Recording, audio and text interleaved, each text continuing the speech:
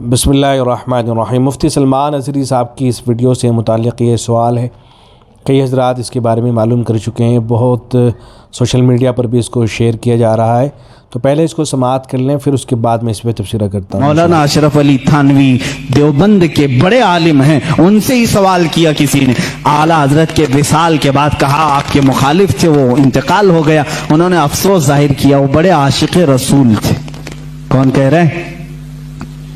اشرف علی تھانوی صاحب کہہ رہے ہیں وہ بڑے عاشق رسول تھے۔ ہیں مجمع میں کہا وہ آپ کو کافر کہتے تھے، آپ کی جماعت کو انہوں نے تکفیر کی، انہوں نے بردستہ کہا۔ مولوی اشرف علی تھانوی صاحب کی یہ بات بھی ہم نے نہیں چھاپی، دیوبند سے چھپی ہوئی ہے، چاہیں تو کسی کو میں دکھا سکتا ہوں، یہ چیزیں موجود ہیں۔ انہوں نے لکھا، کہا اپنے مریدوں سے، میاں مولانا احمد رضا خان صاحب اگر ہم کو کافر نہیں کہتے تو وہ خود کافر ہو جاتے ہیں۔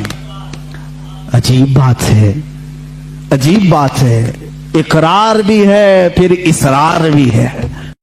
اس ویڈیو سے متعلق دو باتیں عرض ہے۔ پہلی بات یہ عرض ہے کہ علماء دیوبند کا ہمیشہ یہ طریق رہا ہے کہ وہ اعتدال پہ قائم رہے ہیں۔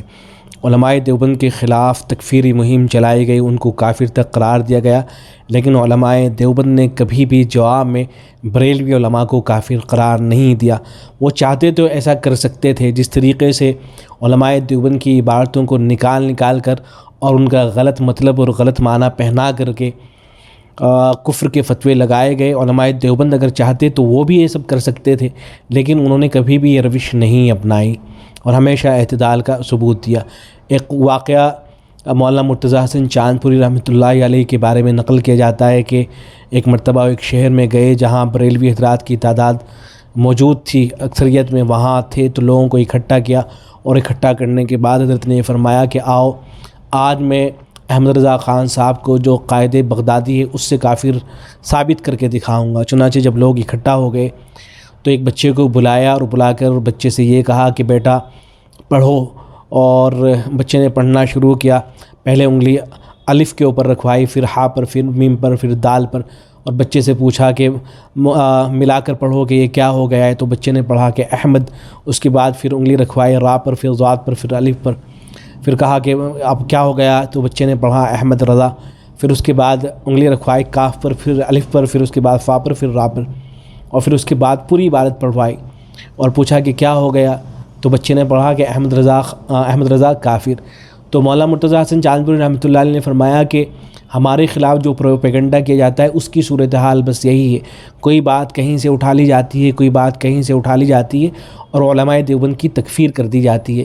تو یہ بات تو ہر کوئی جانتا ہے کہ اس طرح سے کسی کا کفر ثابت نہیں ہوتا ہے، میں بھی جانتا ہوں، میں نے مذاق میں یہ سب آپ کے سامنے کر کے دکھایا تاکہ آپ کے ذہنوں کے اندر یہ بات بیٹھے کہ جو ہمارے اوپر اعتراضات کیے جاتے ہیں ان کی حیثیت بس اتنی ہی ہوتی ہے، اس سے زیادہ نہیں ہوتی ہے۔ تو اگر علماء دیوبند چاہتے تو تکفیر کر سکتے تھے، لیکن علماء دیوبند نے ایسا نہیں کیا۔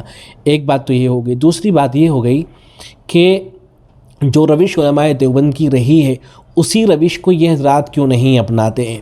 ابھی تو مفتی صاحب جیل کے اندر ہیں، بہت جلد انشاءاللہ ان کی رہائی بھی ہوگی، تو جب وہ آ جائیں گے چھوٹ کر، تو اسی نقش قدم پر وہ کیوں نہیں چلتے ہیں کہ جیسے علماء دیوبند ان کی تکفیر نہیں کرتے ہیں، وہ بھی علماء دیوبند کی تکفیر نہ کیا کریں، اس روش پر کیوں قائم نہیں ہے۔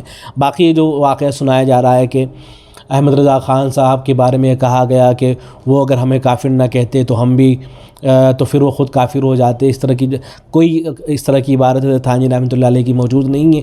یہ اعتدال کی عبارتیں ملتی ہیں علماء دیوبند کے یہاں، اور کسی کو برا بھلا نہیں کہتے تھے، نہ حضرت تھانوی رحمۃ اللہ علیہ کہتے تھے، نہ کسی اور عالم دین کے یہاں ہمیں یہ چیزیں ملتی ہیں کہ وہ کسی کے اوپر ملامت کرتے ہوں، طعن و تشنیع کرتے ہوں، جس کے بارے میں جتنی بات ثابت ہوتی تھی بس اتنی ہی بات بیان کر دیا کرتے تھے۔ تو یہ تو مرچ مسالہ لگا کے مفتی صاحب نے ان چیزوں کو بیان کیا ہے، اس طرح کی کوئی بات ثابت نہیں ہے۔